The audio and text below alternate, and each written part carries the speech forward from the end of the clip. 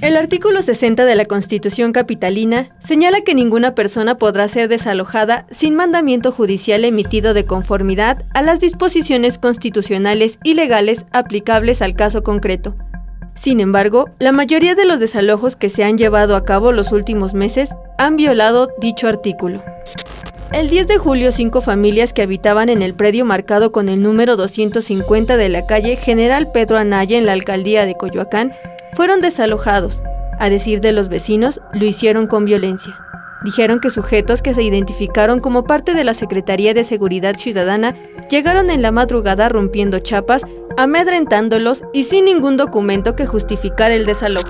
Otro desalojo se presentó el 16 de agosto en la calle Londres de la colonia Juárez en la alcaldía Cuauhtémoc, en donde 50 familias indígenas fueron despojados de sus habitaciones y pertenencias por un grupo de personas que mencionaron se identificaron como trabajadores de la alcaldía, sin mostrar un permiso o documento.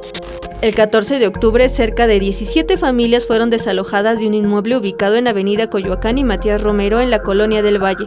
De acuerdo con la Secretaría de Seguridad Ciudadana de la Ciudad de México, el desalojo obedecía a una orden judicial, pero cuando los habitantes cuestionaron a los policías por la orden, estos no dieron información.